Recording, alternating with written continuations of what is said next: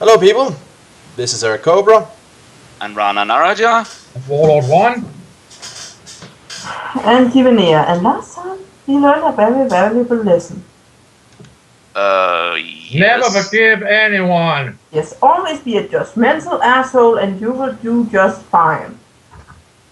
Yep, because evil people are always evil and will stab you in the back. Hooray for morality! Any case, so last time we had some things happen. Indeed. Things happen. And we have come to sort of a realm of, sorry. We have come to a realm of, well, very rotten environments. Yep. So, in any case, this time you refuse to forgive the spirit of Kadak and thus not pick up the ring, right? Correct. Yes. You are wise not to trust Kadak's repentant plea for forgiveness. It is a trick. Sensing that you have seen through the charade, his spirit entity becomes enraged. It howls a curse and the ring instantly transforms into a huge scaly worm. This creature has no eyes, but it does possess a large mouth packed with razor-sharp fangs, which it snaps repeatedly like an angry dog. You draw and raise your weapon, and in the space of a heartbeat, you deal the worm a mighty blow, which splits it open from mouth to tail. Kadak's spirit emits a hideous scream, as if the destruction of the worm has wounded him deeply. Rapidly, his spirit form fades until all that is left is an echo of his plaintive cry of pain and frustration. Invigorated by your victory, you turn your attention now to the huge carcass that dominates the hall. You are determined to find a way out of this stinking chamber, and you feel sure the answer lies somewhere here. You are advancing towards these huge rotting remains when a new and sinister threat to your life suddenly materializes. Seated on the two throne-like chairs perched upon the back of the rotting carcasses appear the ghastly forms of the Cunei, the Lords of Decay. They are a hideous sight, and your stomach churns with revulsion as you struggle to comprehend the abominable manifestation. Their torsos resemble two mounds of glistening black jelly, studded with polyps and ulcers and sores that exude a noxious grey slime. Okay, so two piles of ugly flesh just landed on the thrones. Be afraid! I assume the smash warned us. Yep. They have flat heads that are oval-shaped and shell-like, with puckered mouths and indented eye slits that radiate an evil yellow light. From their rubbery sides protrude two snaky limbs ending in three-fingered hands, colored a sickly, leprous green-grey. And fixed upon their fingers of their right hand you see rings of gleaming gold, that are exquisitely crafted and embellished with intricate patterns. These rings are exceptionally beautiful, and seem glaringly out of place upon the fingers of these grotesque beings. Lone Wolf, accessory critic. Well, he needs to do something when he's not hanging out at his grill bar. I mean, it's not like he's very good at being a hero, so accessory critic. Yep. As you stare at the rings, you record the text of the Tome of Darkness, and its instruction that if you are to leave this rotting domain, you must first obtain the ring from the Cunei. Your Kai's sixth sense confirms that these are the rings, and the tunnel-like opening in the body of the carcass is the exit from the realm of putrefaction. Your senses also reveal that the Cunei are communicating with each other telepathically. Their eyes glow with increasingly intensity, and you fear they are getting ready to launch a magical assault against you. Do you wish to use Assimilance, your Summer Sword, or neither? Assimilance, I would say. Yeah, Assimilance. Magic works a little faster than the sword this time around, I believe. You draw upon your improved discipline to create an illusory double of yourself, which appears standing a few yards away to your right. You sense that this unexpected apparition causes a wave of anxiety in the mental communication passing between the Cunei. The creature seated upon the left throne becomes agitated and begins to flail the foul air with its snaky limbs. Then it utters a sinister command to its partner, and you hear the words echo in your mind. Slay him, Jantor. The creature seated upon the right throne responds... No, okay, that's Janitor, okay. The creature seated upon the right throne responds immediately. It raises its right limb and a gout of fire spouts from the palm of its leprous hand. Giveneer, roll the die.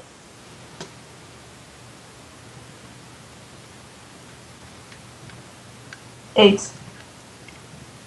The column of fire speeds across the hall and roars through the body of your double, before impacting harmlessly against the surface of the closed portal. Aware now that the Lord of Decay seated on the right-hand throne is Jantor, you shout his secret name and immediately the creature becomes immobile. The sight of his frozen form, and the sudden cessation of mind contact, throws his brother lord into a state of panic and confusion. In a blind rage, he utters a curse, and to your horror, you see the maggot swarm emerge from the shadow recesses of the hall. As the larvae arrive towards you, they begin to swell grotesquely inside. If you are to save yourself from this monstrous horde, you must quickly use the secret name of the remaining Cunei. But there's no time to consult the Tome of Darkness. You must try to recall the name from memory. Is the secret name Runotar, Runadan, or Runauguin? Runadan. Yep, it was Runadan. Well remembered. You shout the name Runadan, and the remaining Cunei immediately cease to move. All trace of its psychic energy vanishes, and its flailing limbs become frozen in midair, lending it the semblance of a petrified tree. The advancing horde of maggots rapidly shrink to their former size and retreat before you, seeking the safety of the hall's furthest corners. The power which drove them and caused them to mutate has suddenly disappeared, and they are thrown into chaos. You stride towards the carcass and swallow hard as you step through the ancient rotting remains that ooze from its ribcage. You raise your weapon, and with one swift blow, you sever the fingers of the Cunei's right hand and quickly retrieve the gold ring. Couldn't you just have taken them off with your fingers?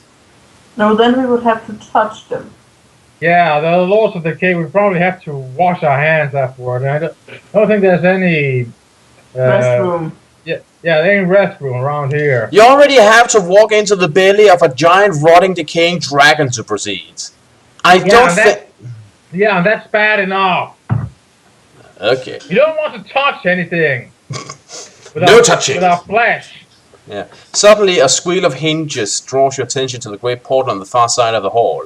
It swings open to reveal an angry horde of corpse creatures who stagger into the chamber and come surging towards the carcass. They are the Dragons, a decomposing army of humanoids enslaved to the Cunei. They have sensed the ruler's plight and have flooded in here in their hundreds to protect them. Desperate to escape from this ghoulish host, you turn and leap feet first into the cave-like hole that occupies the belly of the carcass. Ah.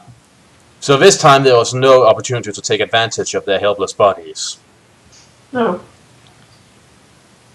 I never even understand why we actually get the opportunity. Upon entering the tunnel, the ground disappears beneath your feet, and you begin to fall through darkness towards a pale speck of grayish light far below. You are gripped instantly by the fear that you have unwittingly stepped into a deep pit, yet your descent is uncannily smooth and controlled.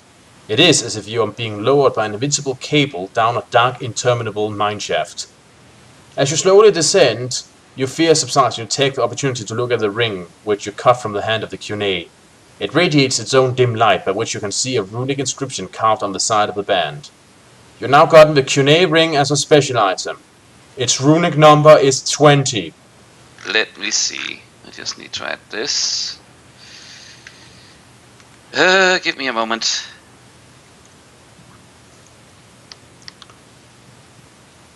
Damn it, please work a little faster computer.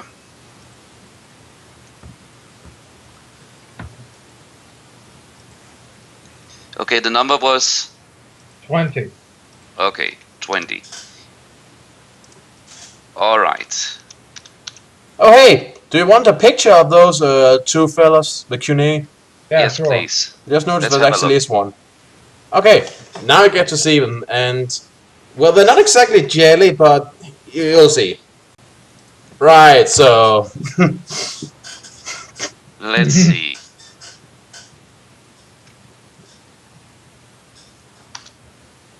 The fact that thrown so makes it look like they just have really weird hair. Yeah, that's What? yeah. Also, what is it about being evil and overweight with these people?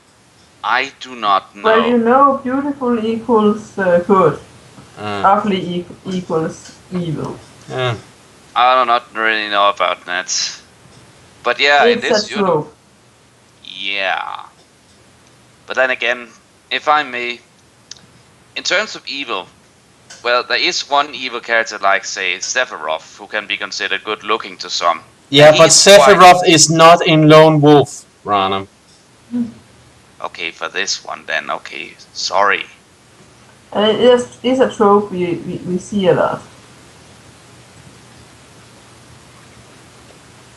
Though I have a feeling that the book will be distinctly improved by his presence. In any case, boom, boom, boom, boom. After what seems like more than an hour, you eventually reach the base of this dark shaft. Your feet hit solid ground with more force than you are expecting after the long and gentle descent, and the violent jolt of impact leaves you sprawled in the dust, stunned and gasping for breath. You lose 2 endurance points.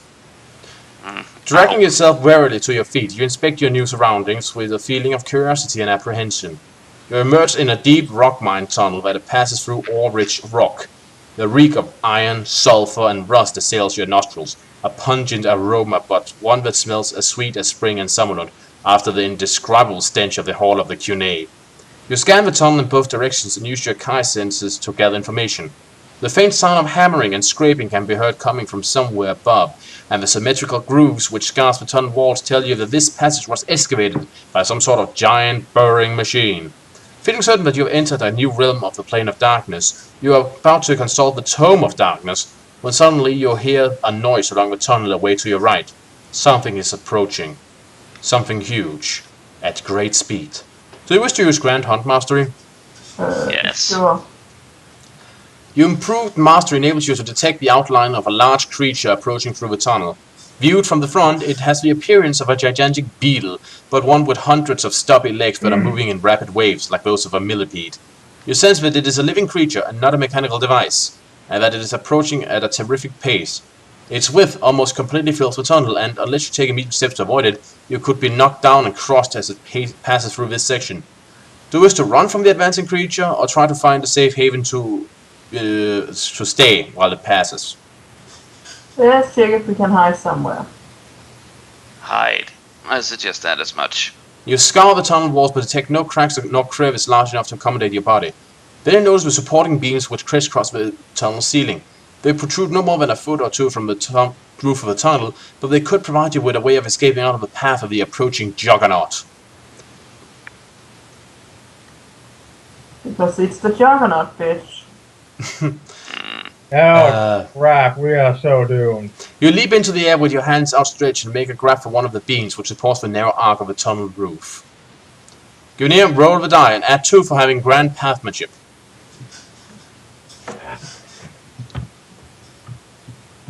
Seven. You manage to hold on to a beam and pull yourself into the tangle of ceiling joists. Hurriedly, you wedge yourself between one of these supports and the rough ceiling. Then, seconds later, you glimpse the back of the gigantic beetle creature as it thunders through the tunnel just a few feet below where you are hiding. A cloud of dust and a long line of ore wagons follow in its wake.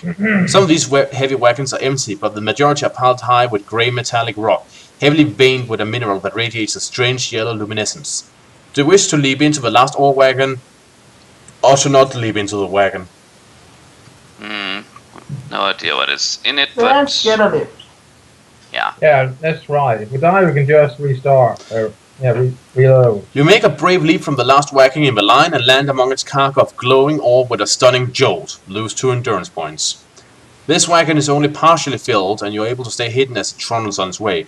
You soon pass a junction where another tunnel joins with this main passageway, and from here onwards you feel the temperature steadily rise. Although your platinum amulet protects you from the increasing heat, your senses warn you that you are in grave danger and ever increasing danger. Your arm this wagon is highly radioactive, and your Kai skills and amulet can afford you only limited protection from its deadly gamma rays. Oh dear. Oh, crap, we're gonna turn into the Hulk. Wait, that If we are actually lucky. awesome. Fearful of this deadly cargo, you haul yourself over the rear of the wagon and get ready to abandon your ride. Your pulse races in anticipation of the jump for the wagon is moving at high speed, and the rocky tunnel floor is no more than a speeding blur just inches below your feet. Gunnar, roll your die and add 1 for having grand pathmanship and 1 for having grand hunt mastery. 3. As you're getting ready to leave from the rear of the wagon, you suddenly feel your stomach tighten and the skin in your face and hands become sore and inflamed. You sense that you're succumbing to the insidious effect of the radioactive ore, and rather than wait a moment longer, you make your jump before you're fully ready.